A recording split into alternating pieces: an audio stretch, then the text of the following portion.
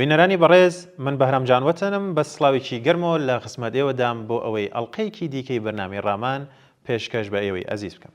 لەم بەرنمەیەدا چاوێک دەخشێنین بەسەر ئیسرائیلی ئەمڕۆدا و ڕۆڵی وەک پادگانی ئیمپریالیزمی ئەمریکا لە ڕۆژهەڵاتی ناوەڕاست. بۆ قسەکردن لەسەر ئەم بابەتە گرنگەش لەگەڵ هاوڕێ فەرودین نازری دەست بە گفتوگۆیەک دەکەین کە لەوانەیە چەند بەرنمەیەک توول بکێشێت. ئێساش لە بەرنامەی ئەمڕۆدا بەشی یەکەمتان پێشکەش دەکەین لەگەڵ هاوڕێ فەریدون.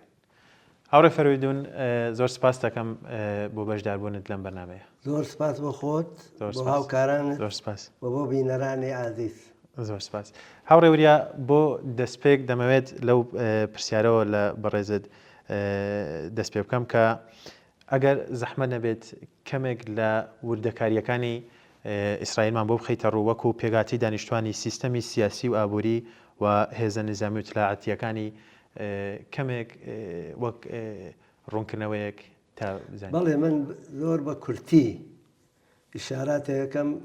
بەبوونەوە گەرەکمانە ئستفادە بکەین لەم بەکراوندا بۆ باقی بەحسەکانمان بۆ بۆنە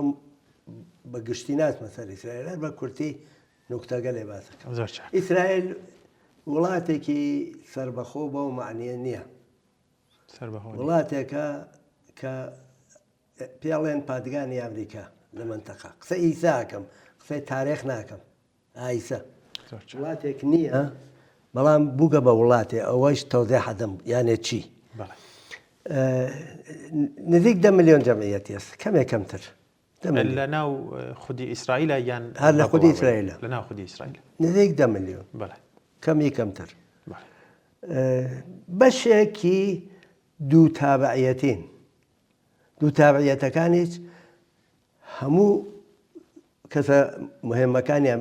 ئیسرائیلن، یا ساحب سەرمایەگەل گەورن، یا فەرماندەگەل گەورن، یا ئوستاد دانشگای گەورن، یا سیاست مەدارانی گەورن. هەموو ئەو کەسە بەش هینگەلە دوو تابعیەتین و بەتایبەت تابعیەت ئەمریکایان هەیە. ئەمانەیش هەموو ئەگەر گشتی حەساوگەیت دوو تابعیەتەکان 10% ئەو پەڕی 10%ن. زۆربەی زۆریان خەڵکی ئەمریکا نین، تابعیەت ئەمریکایان نییە. کەمێکیان ئەوانن 400-500 هەزاری. زۆربەی هین شۆرەوین. شۆرەوی دوایەوە کە هەرەتی هێنا هەموو ئەو کەسگەلەکە بەتایبەت خەریک کاری سنعەت و فەناوەری بوون چوونەوێ. ئیسا هەموو بەشی فەناوەری وشتا بەدەستەمانەوە گەڕانەوە بەرەو ئیسرائیل. نە هەر لەوێ بوون، لە ژین شۆرەوی بوون، بەڵام یەهودی بوون. لەوێ مشکڵیان نەبوو. وەلای وەختی هەرەتی هێنا هاتن بۆ ئیسرائیل، دوای هەرەتێنانی شۆرەوی. بەم بۆنەوە پەس وڵاتێکە ئەسەن وڵاتی وا نەبوو، ئەسەن فلستین بوو. ساڵی 1948 سازمانی ملل ڕێیدا کە فلستین ئیسرائیل لەوێ تەشکیل بێ بە دوو دەوڵەت، دەوڵەتی فلستین، دەوڵەتی ئیسرائیل. بە لەوە ئیسرائیلێ مەوجود نەبوو. ئەمما ساڵها خەریک بوون لە فلستینە چۆنی بە خۆیان دۆزنەوە بوونەوە لە هەموو شوێنێ لەژێر ئازار و بەدبەختی و ئەوانە بوون کە نەهایەتەن لە ئەڵمانی هیتلەریا نزیک 6 ملیۆنیان برد و کوشتیان وەختیان ناو کوورەیە ئاگر و ئەوانە. پس هەوڵیانەدا. ئەمما من قسەی ئەو دەورەگەلە ناکەم، چون ئەو دەورەگەلە حتا بەشێ لەوانەیە کە گەریکیان ئیسرائیل دروستکەن سۆسیالیست بوون، ساهیۆنیست نەبوون. وەلی قسەی ئیساکەم کە ئیسا ئەم وڵاتە ها بەدەست دواکەفتترین و دەستڕاستیترین هێزەوە و ئەوانە هەموو کارەکانیان ها لە خزمەت مەنافع خۆیانە وەک دەوڵەتێکی یەهودی، بەڵام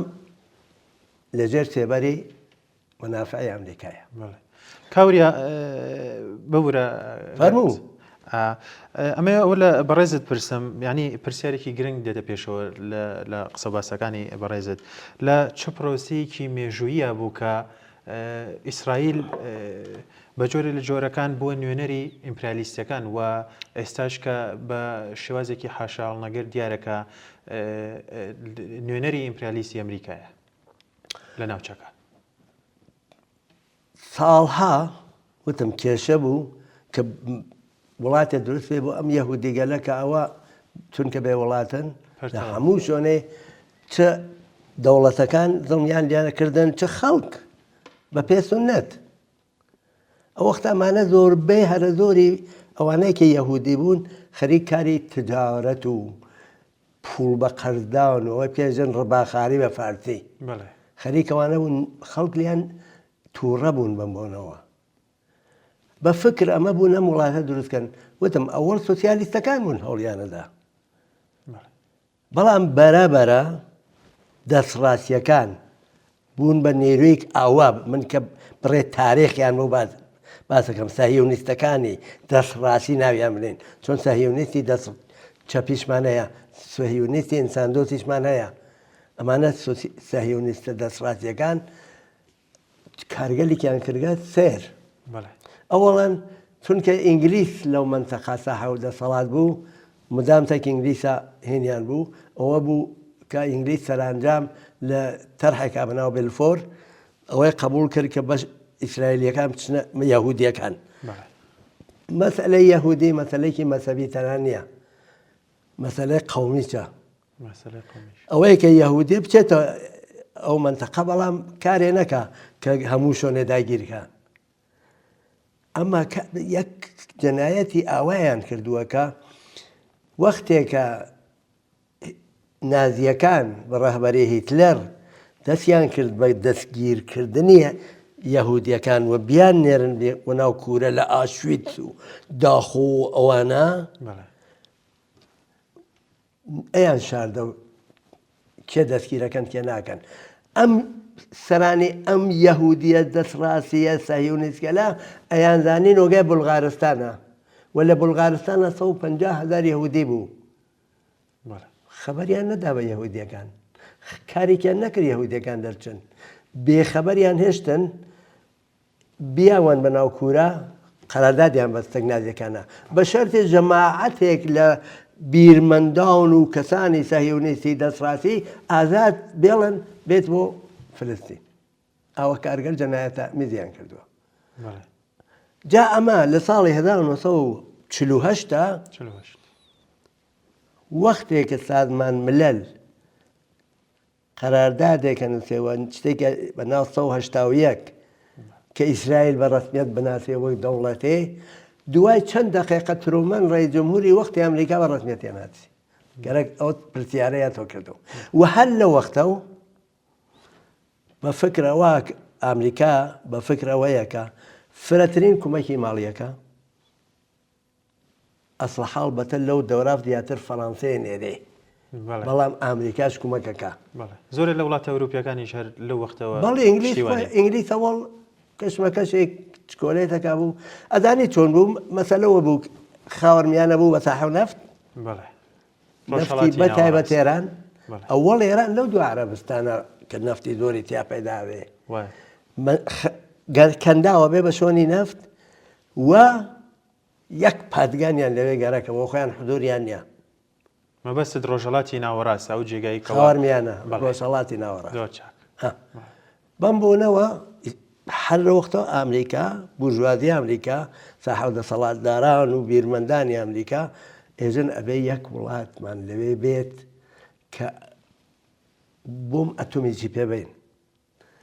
کە هیچ وڵاتێکی ساحە و نەفت نەوێرێ لە نەفتەکە لە جیێمە استفادەکە. ئێستا لە ئەوروپا مەسەڵەن بە تایبەت دەڵمانیا کە پێشووتریش لەسەر و بابەتە قسەمان کردووە پشتیوانێکی سەرسەختە لە ئیسرائیل کە هەمیشە وەک بڵین خۆی بە ئەوازانێک کە ڕۆژێ لە ڕۆژان تونند و تیژێکیەوەنە گەورەیان کردووە بەرامبەر یەهودیەکان کە دەبێ لە هەموو ڕوویەکەوە قەرەبوویان کەنەوە، یعنی بە شێوازی حتا ئەگەر زۆر خراپیش بێ کە وەگەی بینین لە ڕووی ئەسلحەوە بێ لە ڕووی پوڵ و مادیەوە بێ کۆمەکیەکە ئەمریکاش بە جۆرێک لە جۆرەکان یعنی ئیسفادەی و زەروریەتی ئیسرائیل لەم مەنتیقەیە وەک بەڕێزیشت باسی کرد لە ڕووی سیاسی و ئابوووریەوە لە چه ئاستێکایە و بۆ ئەوان چه ئیسفادەیەکی هەیە ئەوە هەروەک خۆت وتۆمە بەرنامە یەکەمە لە بەرنامەگەل ترا بە وردی لەسەرەوە قساکەین تەنیا من ئەو نە باسی بکەم سەرمایەداری وجدانی نییە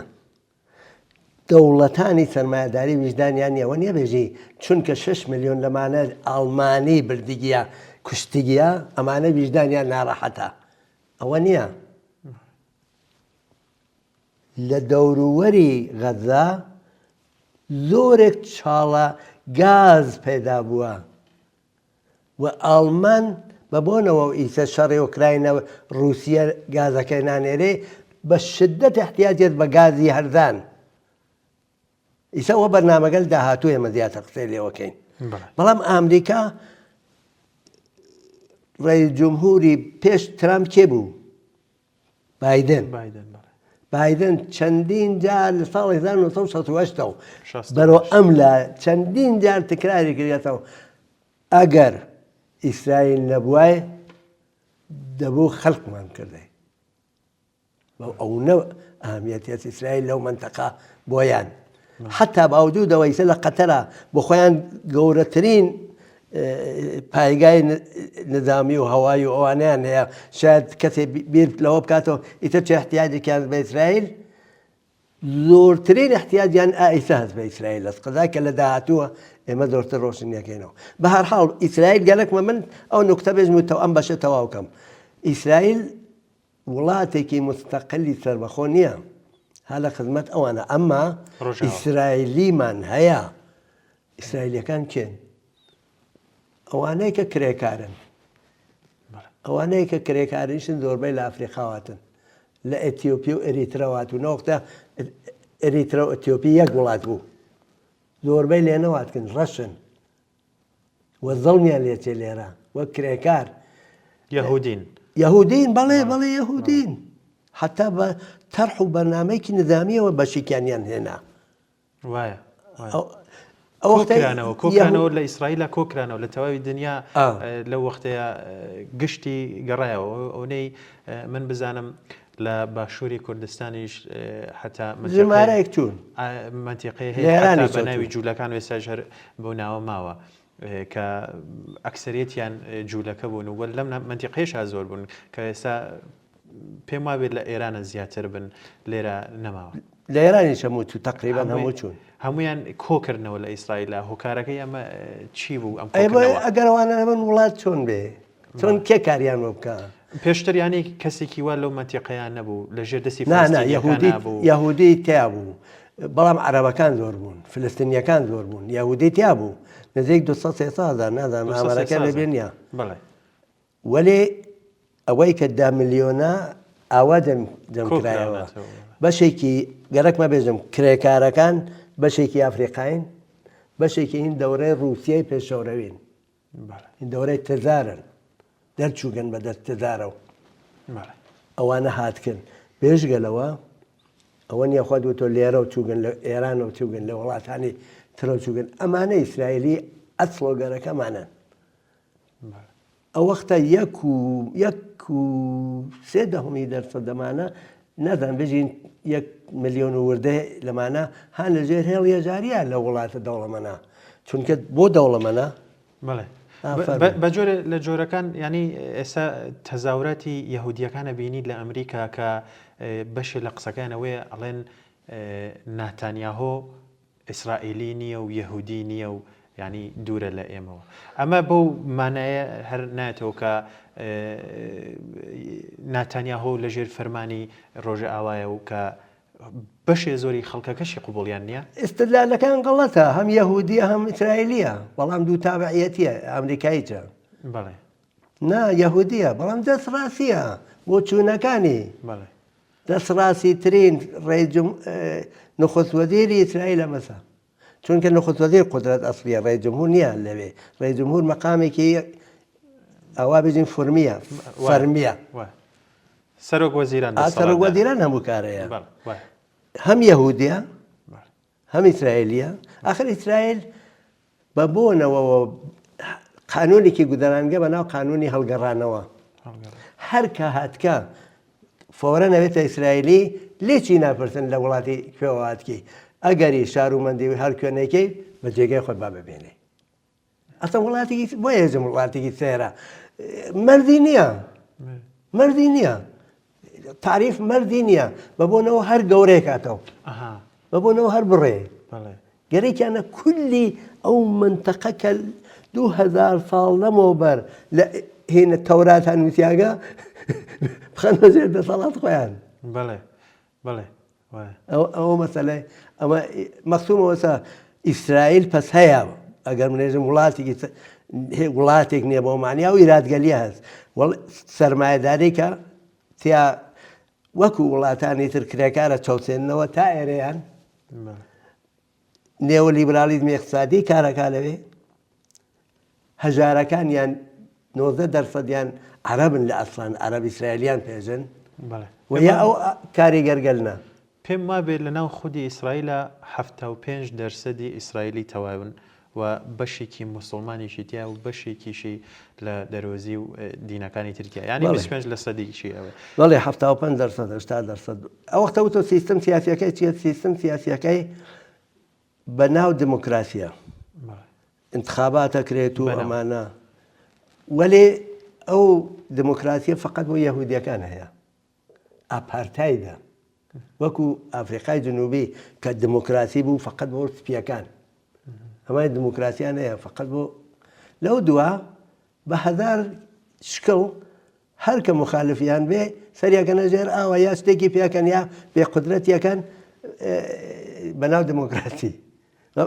دموکراسیە تر وەکو ئێران دیکتاتۆرێکی مەسەڵ وەلی فەقیه و ئەو شتکەلە نییە وەکو فەڕەنسەس وەکو ئینگلیسە ئەوە سیستمەکەیە لە ناویچیانە حزبێکەیە بەناو حزبی کۆمۆنیستی ئیسرائیل ئەم حزبی کۆمۆنیستە تەرەفدار ئەوە بووگە هەمیشە عەرەب و یەهودی بەیەکەوە بژین یەک وڵاتیان بێ یا حتا ئەگەرە بێتە دوو وڵاتیش ڕەوابەتی زۆر خۆشیان بەیەکەوە بێ مخالفی کوشتارە مخالفی حەمڵە بە غەزە بووگە مخالفی 107 ئاخرین ئامارە 107,000 نەفەر ئەویش ئاماری ئەو کەسگەلە کە بەرچاو دیارەنە ناوەی کا لەژێر خاکەوە یا ئەوەی کە حیوانات خواردیانە نا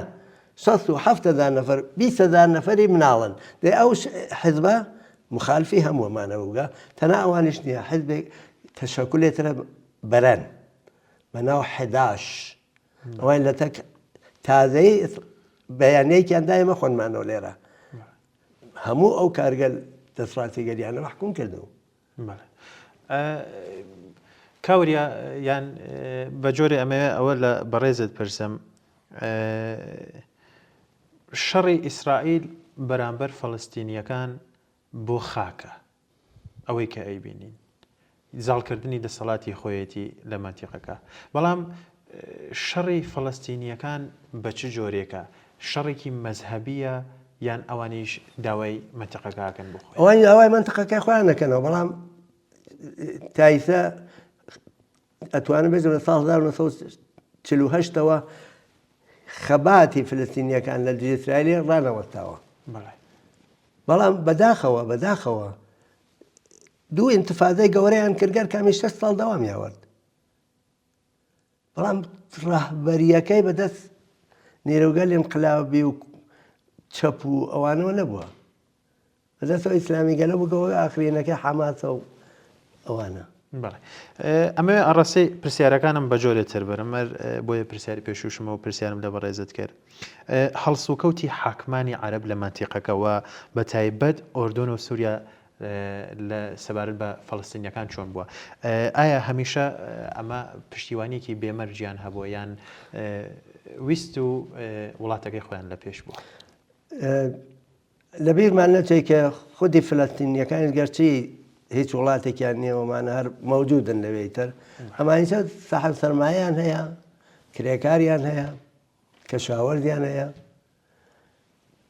ساحەی و دەسەڵاتی ئەمانە بەدەست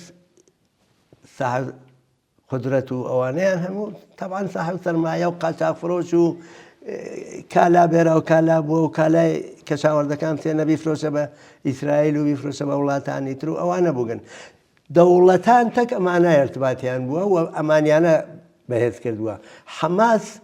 ئیسرائیل خۆی شکڵی پێدا لە بەرابەر فلستینی ئەو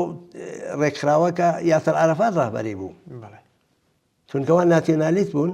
بۆ لە بەرابەر ئەو ناتیۆنالیستکەلا ئەمانە ئیسلامی بوون شکڵیاندا پێ حتا ئەمانە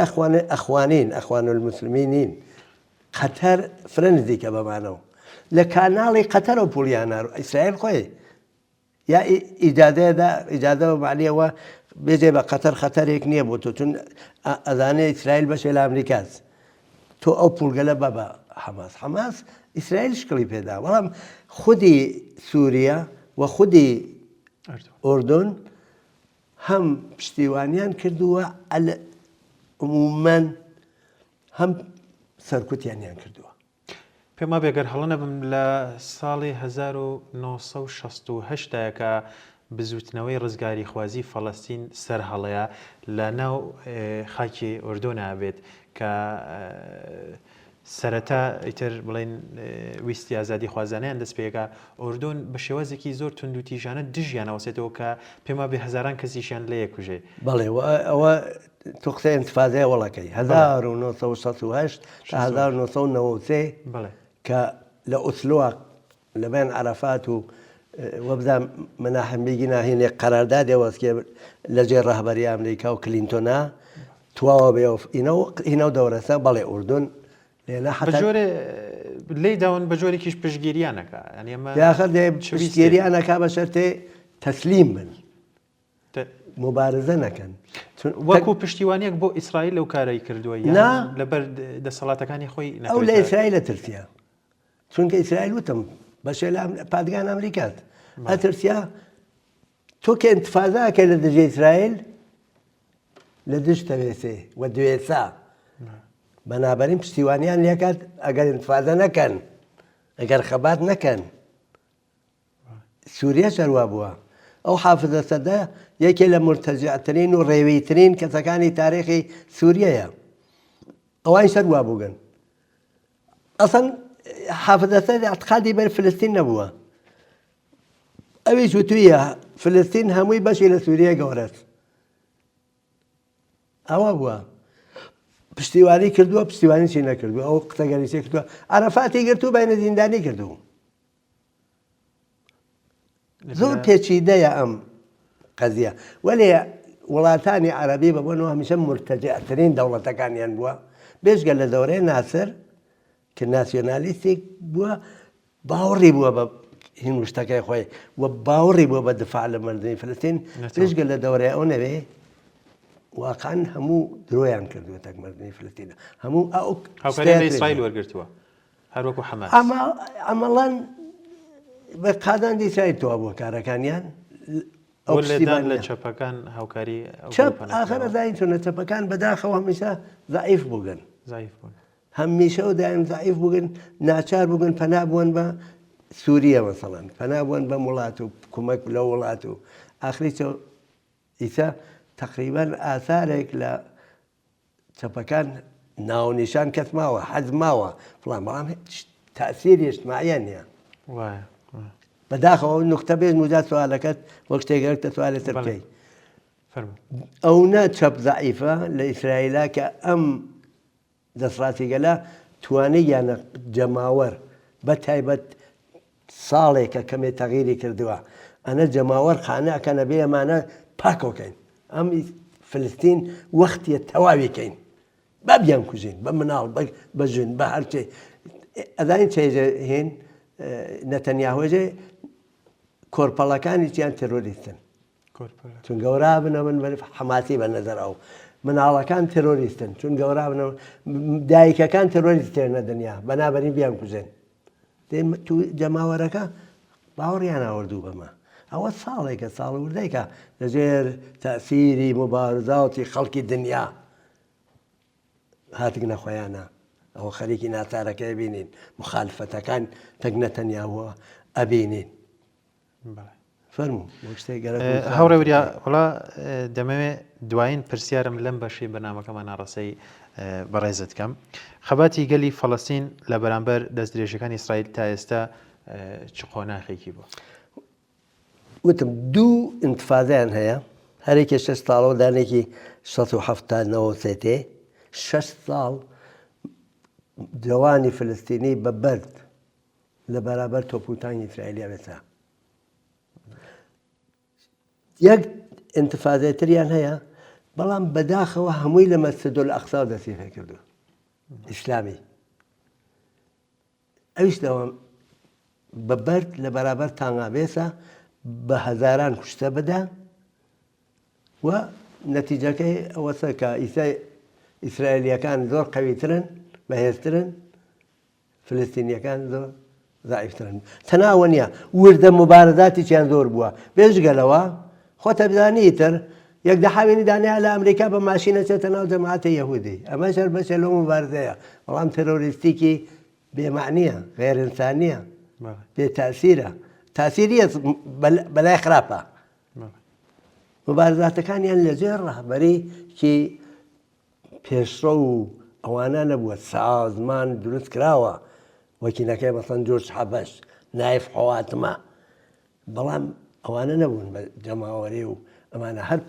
بە جۆرێک دەوڵەتەکان تاسیریان بووە فرەتر ئەو تەشەکولەی کە عەرەفات ڕەهبەری بوو سازمان ئازادی بەخشی فلستین ئەوە دڵ بووە ئەویش تێکەڵاوێ بووە لە بورژواکان و وردە بورژواکان و کرێکار و مردم زەحمەتکێن وەڵێ ڕەهبەریەکەی ئەوە بوو کە نەهایەتەن لە ئوسلۆوە تەرتیبێک درا کە بێژن ئێمە ئیسرائیل بە ڕەسمیەتە ناسین خشونەتیش بەکار ناوەین وڵاتێکمان بۆ دروستکەن وڵاتەکەیان بۆ دروست نەکردن وەلێ الآن محمود عباس بەرپرسی ئەو بەشەسە وەسا عامڵی ئیسرائیل خۆی بەداخەوە ئەو مبارزەکانیان ئاوایە تۆ مبارزەکانت خەڵکی نەبێ ڕێچەی نەبێ بەدەست دیروگەل پێشڕە و پێشەهەنگە و نەبێ ئەوە نەتیجەکەیە لە فەڵەستینە ئەتوانین مەسەلەن بەڕێزت پێم بڵێیت تا چه ئاستێ خەڵک لەگەڵ حەماسان ژمارەی ئەو خەڵکە نازانن سڵاعات بەدەسەوە نییە حەماس ڕیشەکەی لە ناو خەڵکە قەویە بە بۆنەوە تەنها نێروێکە ئاواوێساگە لە بەرابەر ئیسرائیلە بەڵام وەختێکە هێرشەکە لە 7 ئۆکتۆبرا ڕەوایەتێکی چەوەیە کە ئیسرائیل زانی خەریکە حمڵاکە و ئیسرائیل ساڵها خۆی ئامادە کردو و حمڵە بکاتەوە بە غەزە غەزە لە بەرنامەگەل داهاتوار نیشانین بۆچیە بێ غەزە فلستینیتیان نەبێنێ یا فلستینیکی هەڕک بەسەری لێ قەوماوە ئەوە لە بەرنامەگەل داهاتوە ڕۆشنەکەینەوە بەڵام حەماس چونکە ئەو مبارزە ئایسە ڕاهبەری ئەوە بەداخەوە من زۆرێ هەر خۆتە زانێ ئەمە یەکێ لە ڕۆژنامەنویسانی گەورەی غەزە کە لەو ساوە و لە 7 ئۆکتۆبرەوە تا ئایسا دەرنەچووکە لە بەخۆی و ژنوب مناڵەکەی و هەر لە غەزە ماوە و مدام گزارشە نێرێ مەسن تەرەفدار حەماس نییە مخالفی حەماس ئەگەر بە داواکانی ئیسرائیل و ئەمریکا ڕازی بێ بە نەفعی یان بە قازانجی خەڵکی فەڵەستینە بێت یان نا ئاخرەدانی چۆنە بەدیلێک نییە خۆ وەختێ ئەو تەسلیمی مرد ئەمپریالیستێکی گەورەوە کە ئەمریکا بێ ئیسرائیلێکە بەشێ هەر لەو ئەمریکاسە ئەبێ جانشین نێوێ بەوە هەر ئێزێ بە فارسی نە قۆم خوبە نە کاشون لەعنەت بە هەردوو تاشون بۆخشە من ڕێزم هەیە هەم بۆ مردمی کاشان هەم قۆم ئەمە ئیستلاحە هەرتیان وەرتەجان بە باوەڕی بن بە نەزەرەگات خەڵکی فلستین بەدەست خۆیان ئیمکانی ڕزگاریان نییە تیکە تیکە بووگەن زەربەیان خوارگا هەمیشە لێ قەوماو بووگەن هەژارن بێدەسەڵاتن بێفەنن بێفەناوەرین ئەمانە فقط ئاخێزێکی گەورە وەک دەورەی کە ناویان نیە هێنێ عەرەب و بەهاری عەرەبی یا هین ئێران ئەگەر ئاخێزێک لە ئێران نابێ شۆڕشێکی جەماوەری لە ئێران نابێ ئەتوانێت کۆمەکاوان یانێ لە دنیا ئیسا دوو حرەکەتەیە چونکە سەرمایە تووشی بۆحرانێکی قوڵە زۆر ساحب سەرمایەگەل گەورەی دەسڕاستیاتێک نەقدرێت ترامپ نمایندەی وانەسا قدرت خۆیان ناوەرگە سەرپەنجەکانیان الآن 800 فەرماندەیان جەمەوە کرد لە ئەمریکا کە بێژن ئەرتەش لەمەولا فقط ئەبێ ئەرتەشی خۆت بکوژ بێ پیاوانە بێ ژن فقط لە کارگەلێکا بەشداریکا کە مەربوط بە کێشە و شەڕی مستەقیم نییە وە بەرابەری معنی نییە نازانم ئەوانە ئەمە باوەڕەکانی ترامپیزمە بەڵێ بەڵێ بکوژ هەر خۆیان 800 فەرماندەیان لە تەواو دنیا کۆ کردەوە لە منتەقەیەکە وە بزانم جورجیا ئەگەریشتمانەکەم جۆرجیا ئەگەریشتمانەکەم بۆ ئەمانیانە پێ بێژن بێژن ئەو ئەرتەشەیتە نەما خەیاڵکەی دمۆکراسیاتیا و ئەمریکا ژن ئەبێ مەقام بەرابەری بێت و دەسەڵات بەرابەری بێت و فرسەت بەرابەری ئەوانە نییە پیاوانە بکوژە بتانی فەرماندەی کەی بۆ ئەمە بە فەناوەریەوە بە ئاخرین دەستکەوتگەل نظامیەوە لۆ لای تۆ چین مەگەر ئەمانە ڕەقیبی ئەسڵی نین ئەو نمایشە عەزیمە ماوەی لەمەوبەر چەند مانگێک شاید نابێ ئەرتەش و قدرت نظامی و قدرت بۆم و قدرت موشکی و قدرت هەموو شتێکیاوە دنیای تووشی بەحت و بایر کرد ئەم کەشمەکەشەتە لە دنیا دەی حەماس لە دەر ئەمە هەرچێکی پێ بکەن بوون و نەبوونی ملەتی فلستین وەک باقی کەسانی تر ئەمە لە بەرابەر ئەمە حرەکەتێکی چەپیش هەیە ئەم حرەکەتە چەپە یاها لەناو خودی کرێکاراناکی ئیسە فرەتر لە کەشمەکەش تەک ئیسرائیل و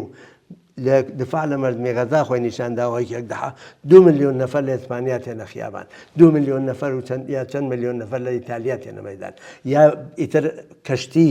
بێت وەسیلەیەکی تیا بێ بۆ ئەم دەوڵەتی ئیسرائیل کرد نظامی بێ ناون بڕێ هیچ شێک سوار ناکەن ئەگەر بۆ ئیسرائیل بێ بە شەرتێ عادی بێ غەزا بێ فڵان بێت شتێ بێ کە نظامی نەبێ حتا استفادە ئیمکانی نظامیتیان نەبێ ئەو کرێکارگەلە ئەمانە ئەو چەپنە بێژگەلەوە لە ناو بورژوازی خۆی چیا بە چەپاچووگن هەر لە ناو ئیسرائیل وتم ئەو حزبی کۆمۆنیست و حەداش و شتە خۆ پرۆلێتەری نین هەر بە جۆرێکین وەردە بورژوازی و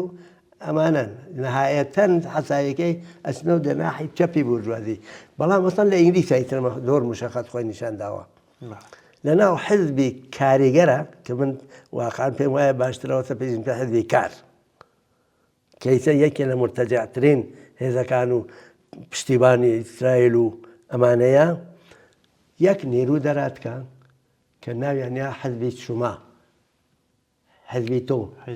جێرەمی کۆربین کە پێشتر ڕاهبەری حزب بوو چۆن پشتیبانی کە لە غەزە و لە مەردمی فلستین بە عنوان یەهودی ستیز ئەسەن دەریان کرد وە خانمێک بە ناو زارا سوڵتانە بنەڕەتەکەی و بەگراوندەکەی هەر فلستینیە ئەمانە یەک حزبیان ئەلام کردووە کە لەم مانگەمە مانگی ئۆکتۆبرە مانگی دەهۆمە قەرارە کنفرانسەکەیان بگرن کە کونگرەیانە تا ئیسا 700,000 نەفەر داوطەڵەب بووگن بڕۆ ناو حزبە لە چیە چەپە ئەلان سەرمایە بە بوون بۆحرانێک عەزیمە و هەسی ئەبێ هەرچی زیاتر دەستکەوتی کرێکاران وەربگرێتەوە دەستمزدی کەم بکاتەوە بیمەی کەم بکاتەوە حقوقی کەم بکاتەوە حقوقی ژنان کەم بکاتەوە ئەمە سیاسەت ئەسڵیانە ئەمان بەرعەکسن ئەمان ئێژە نەبێ دەستمزدی کارگەر زیاکەین ئەبێ حقوقی بیمەی زیاکەین ئەبێ بۆ بێهداشت و دەوا و دەرمان ئیمکاناتیان پێ 4 ملیۆن و 300,000 نەفەر مناڵ برسین بە معنی علمیەکەی لە ئینگلیسا هەمووی ئەمانە نەمێنێ لە مەدرسەکانە غەزا بدەین بە والدەینیان پوڵ بدەین یانێ ئەمە یەکە دوو پشتیبانیکەین لە فلستین ئەمە چەپە ئەمە چەپی بورژوازیە بەڵام هەیە ئەمە لە دنیا ئەم حرەکەتیچە لە بەرابەرەوە حرەکەتە هەیە ئەو یاکە بنەڕەتەکەی خەریک ئەڕۆخێ بە کولی ئەوی سەرمایەیەک تووشی بەحرانێکی قوڵە ئیسە من لەسەری لێرە ناچم تەقەن ئەو نەبێژم خەریکە جینگەمان لە بینەوە ئەوان تارێخەن ڕوو بە خوارەوەن بەڵامی تە بە قودرەتن ئەم هینێما هێشتا هەو نییە ئەوە عینە لێرانشاوایە ئەمانە ئومیدن بۆ ڕزگاری ئیتر فلستینی و ئەملاوەلا نەبێنێ ئینسان بە یەکەوە بژین الآن مثلا يجن دو دولتي أولا دو دولتي إمكانية نهستك واش شرو بروتيان إمكان نابدير دوم دو دولتيش تشكيلة دي أو كابد دي صلاة جير أو كابد بردي خوي خنا على اقتصادو بين على مردو بين على قوقي كبهين وكبه بيكو فدراسيوني إسرائيل فلسطين درس فيه بيكو بيقرن منتاوى أبيو إنسانيتك إما معتقدين فيه ظالبت ئەوی سۆسیالیزمە هاوڕێوەریە بە بۆنەی کەمەی وەختەکەمانەوە لێرەدا ئەبێ بەنامەکەمان کۆتایی پێوانە هەڵبەتە پرسیارمان زۆرە هەڵێگرین بۆ بەرنامەکانی هەفتەی داهات و لێرە داوای لێبوونیش لە بەڕێز دەکەم ئەبوایە بە هاوڕێ فەریدون بانگتەم کردایە بەڵام هاوڕێوەریەم زیاتر بەکارێنە من شانازیەکەم بە وریە ئەوە جامێ بۆ بینەرانیشمەوە ڕوومکەمەوە هاوڕێ فەریدون بە ناسناوی وریا ناسراوە لە ناومانە داوای لێبوو نەکەم ئەگەر من هێزم شانازی پێوەکەم ئەوە ناوی پێشمەرگانەی منە بەڵێ بینەران لێرەدا هاتیینە کۆتایی ئەم بەشەی بەنامەکەمان کە لەسەر ئیسرائیلی ئەمڕۆ قسەمان کرد و چەند دانە بەرنامەی ترمانەوێت لەسەر ئەم باسە دەتوانن ئێوەی بەڕێزیش بەو ژمارە تەلەفۆنانەی کە لەسەر شاشەکە هەیە هەر پرسیارێکتان هەیە بینێرن بۆ دەوڵەمەندکردنی بەرنامەکەمانەوە لە کۆتاییە سپاسدانەکەم کە تاوەکو کۆتایی ئەم بەرنامەیەش لەگەڵمان نابوون زۆر سپاس.